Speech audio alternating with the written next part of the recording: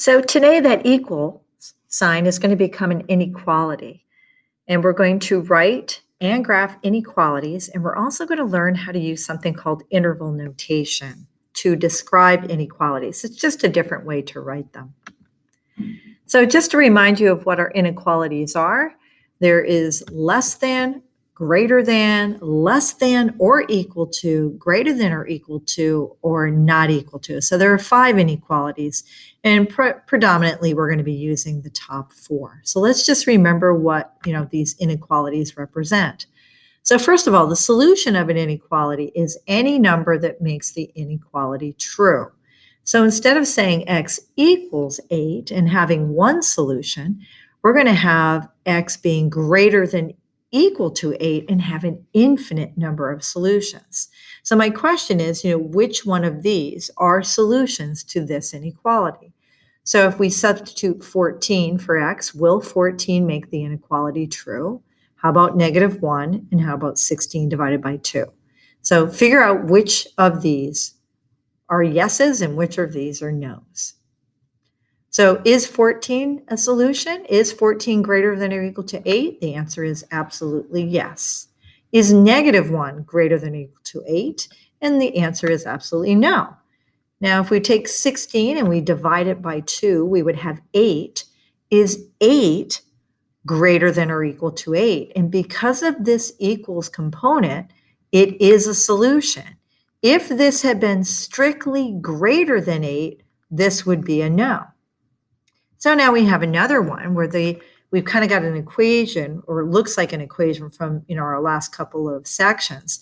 But right now, we're not going to try to solve this. We're just going to substitute, basically doing a check.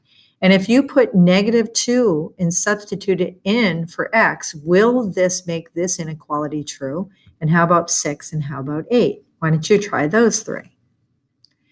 Well, 3 times -2 is -6, and -6 minus 6 is -12. Is -12 less than 12? And the big answer would be yes. 3 times 6 is 18, and 18 minus 6 is 12. Is 12 less than 12? And the answer would be no, because that equals component there is missing. It would not be a solution. And then 3 times 8, 24 minus 6 is 18. Is 18 less than 12? And the answer is no.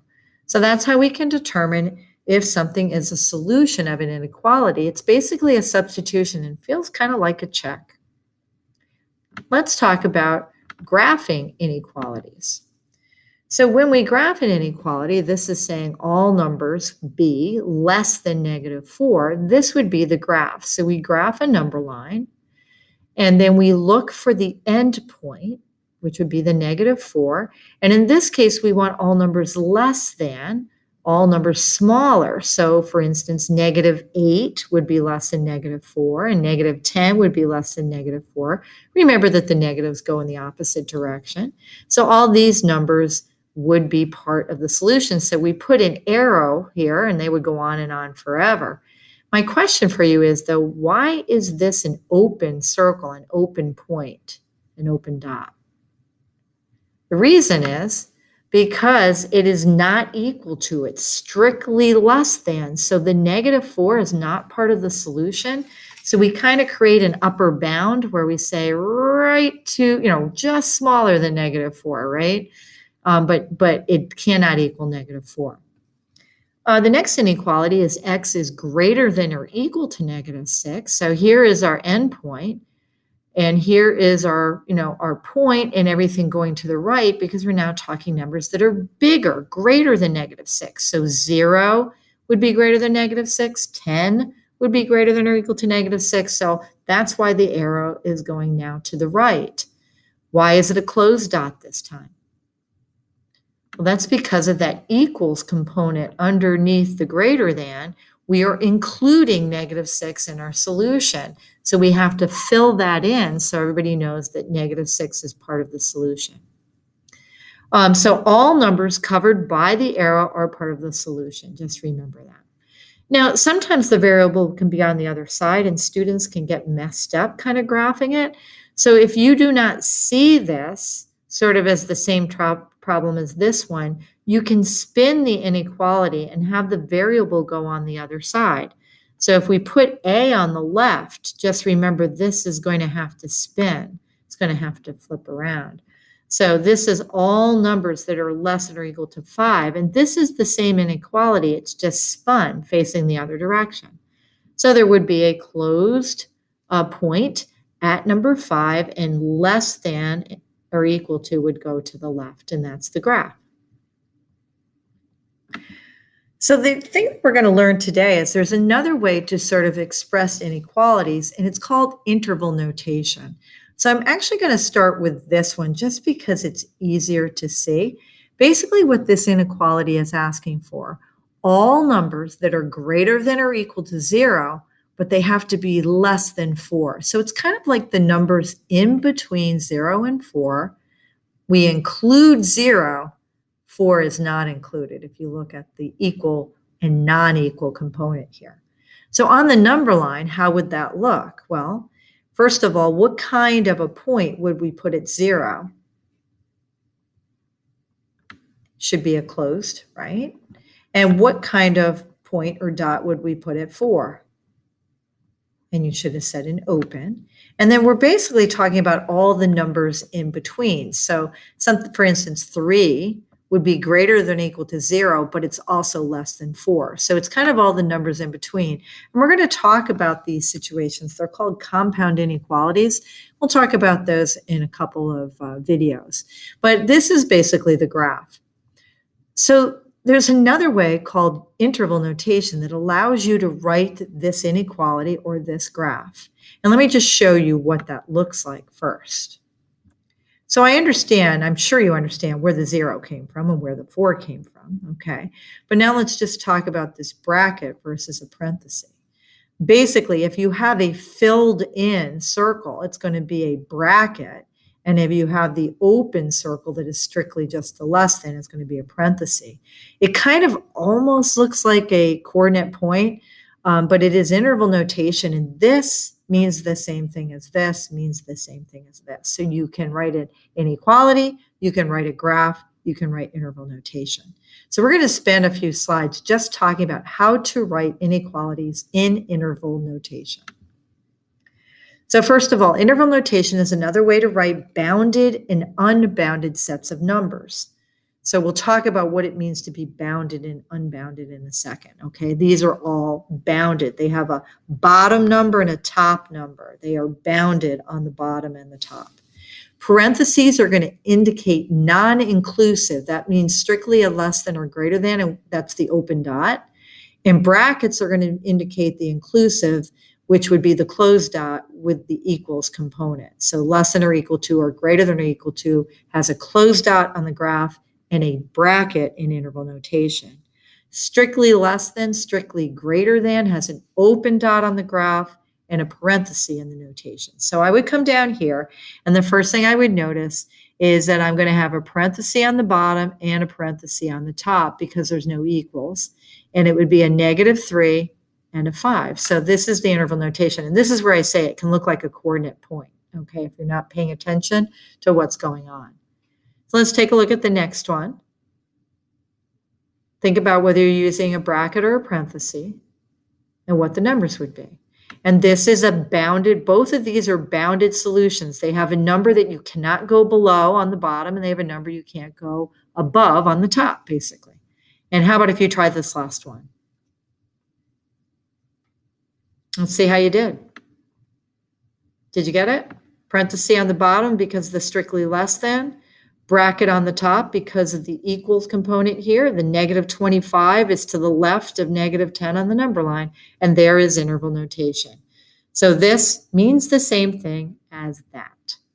Okay, so I'm still a little confused, Mrs. Woodruff, about this bounded and unbounded. So let's talk about one that is unbounded. So let's graph this.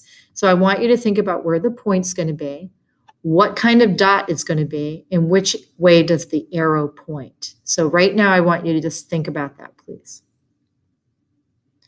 Well, we know that it's going to be at -1, and did you say it was going to be an open dot, and it's all numbers greater than -1, so that is the graph. This is an unbounded solution. It keeps going forever. There's no boundary on the top. There is a lower boundary, but there is not on the top. It's going to keep going and going and going. So the solution goes on forever to the right. So let me show you the interval notation here. Does this make sense to you? Okay, so the parenthesis is here because of this open circle, the strictly greater than piece, no equals. And then it's going to go to the right and it's never going to stop. So we put an infinity symbol here. Infinity can never have a bracket because it never ends. It's not going to stop. So if you have an infinity, it will always be a parenthesis. So an arrow to the right, like this one, will be represented by the infinity symbol and then a right parenthesis, just like here. Now, what if the arrow had been going the other way? So if an arrow to the left, you're actually going to have the negative infinity. You really don't have to put a plus on this guy. It's assumed. But if the arrow is going the other way and you're starting at negative infinity, you will need to have that negative.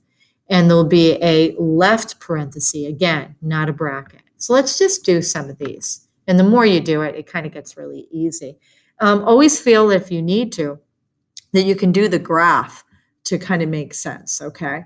So this is x is less than or equal to 6. So this would be a solid point at 6 going to the left, okay? All the numbers less than or equal to 6, okay?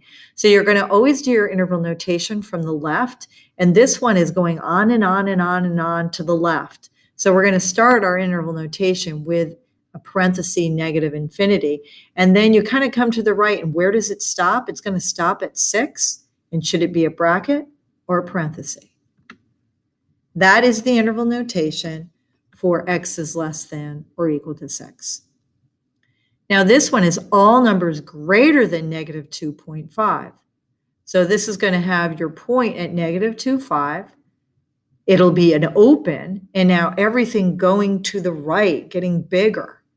So the bottom boundary, the leftmost boundary, is this number, and then it's going to keep going to the right forever.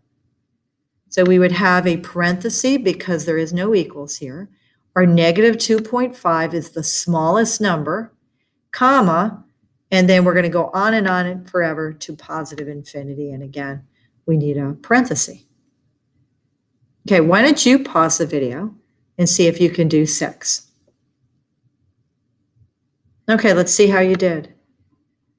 Okay, so 38 is the smallest number. It's going to be greater than or equal to that. We have a bracket because of this equals, and it's going to keep going forever in the positive direction, so we put an infinity with a parenthesis. Okay, this is a bounded solution on both ends. How about if you try that one, number 7? We got a no equals here. We have an equals there. So a parenthesis on the left, a bracket on the right. And remember that your numbers should always make sense going, on the number line. So this is the leftmost number compared to this one. Okay, so now this one's a little tricky here. I need all the numbers less than 3 or all the numbers greater than or equal to 7. So I could do an interval notation pretty easily for this one. It's going to look sort of similar to this guy. And I could do an interval notation for this one. It's going to look similar to this guy. And then there's this or in between. So when you see this, this is actually going to be 2 pieces, 2 arms. So the numbers less than negative 3, we're going to start at negative infinity up to 3, and there's a parenthesis there. And then you're going to write the word or, and then you're just going to do the other one. So now 7 is the bottom with a bracket, and you're going to keep going forever, greater and greater and greater, out to infinity with a parenthesis. Anybody have any idea how I would write all the numbers in interval notation? How about negative infinity to positive infinity? So that's how you write interval notation when you're given the inequality. How about if we go in the other direction? So what if we're given the interval notation and we now have to write the inequality? So you always look at it left to right. So left to right, the first thing you're going to hit is negative 3, and this bracket tells you he's included. And then this is going to keep going forever and ever and ever bigger and bigger and bigger. What would the inequality be to match that? And again, what variable you pick really doesn't matter here because there's nothing defined. But so I'm going to say all numbers greater than or equal to -3. Now this one has a bound on both sides. There's no infinity.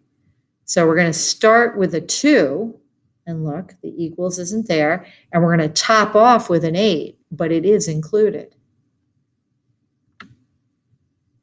All numbers greater than 2 and less than or equal to 8. Kind of all the numbers in between is another way of thinking about it. Okay, look at this one. This one is starting way out at -infinity, and then it's going to top out. The biggest number will be -5. So what's the inequality for number 12? It's all numbers that are less than -5. Now, if you're having trouble with any of these going right from here to here, sometimes it helps to draw the graph. So it's just an idea that I don't want to make everybody draw the graph if you're okay. But if you're having trouble, do kind of a quick graph, and that will help you. Okay, take a look at this one. There's no infinities here. It kind of reminds me of this one. What would number 13 be? Try that one.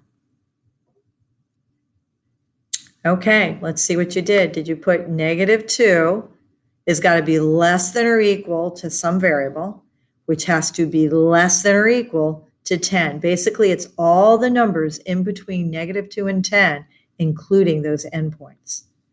Okay, this is unbounded. So it's going to start at 300 and then go to positive infinity, right? It's going to start at 300 and they get bigger and bigger and bigger and bigger.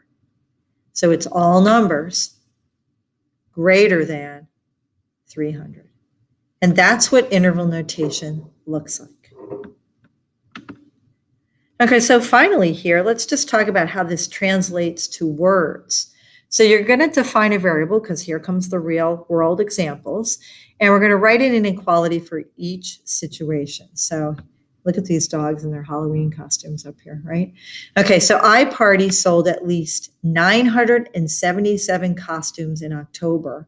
We're going to define a variable, and then we're going to write an inequality that talks about this situation, okay? So what do you think about that one?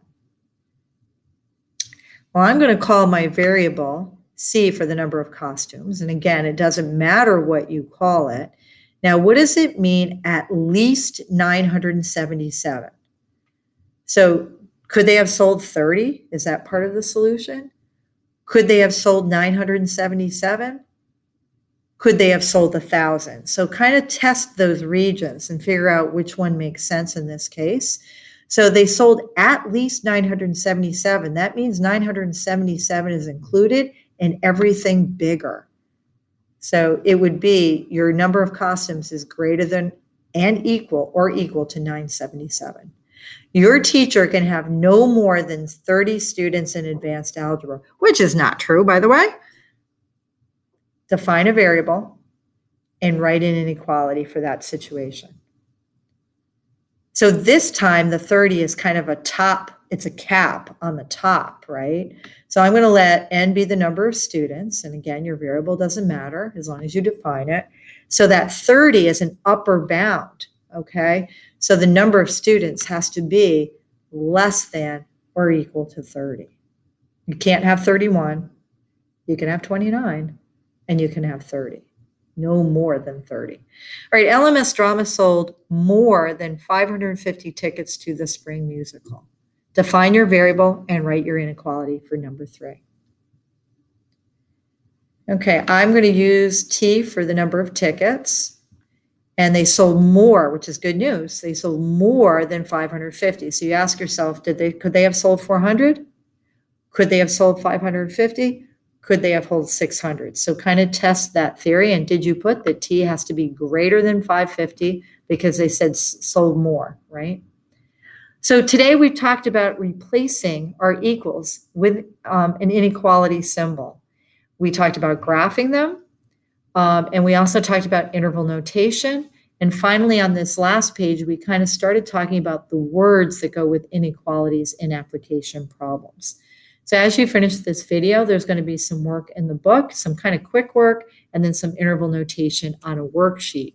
To be honest, the interval notation used to be an Algebra 2 topic, but a few years back, the high school was so proud of the job we were doing, they decided to move some of that into Algebra 1. So we now do interval notation, but our book doesn't have it. So that's why you'll see it on a worksheet. Please note in the future, too, you're going to have to be careful because I'm going to have to change directions that say write in interval notation as well. So please make sure you keep an eye on assignments so that you're doing the right thing. So today, guys, everything is unequal. It's greater than, it's less than. It's all about inequalities. Have a great day, everyone.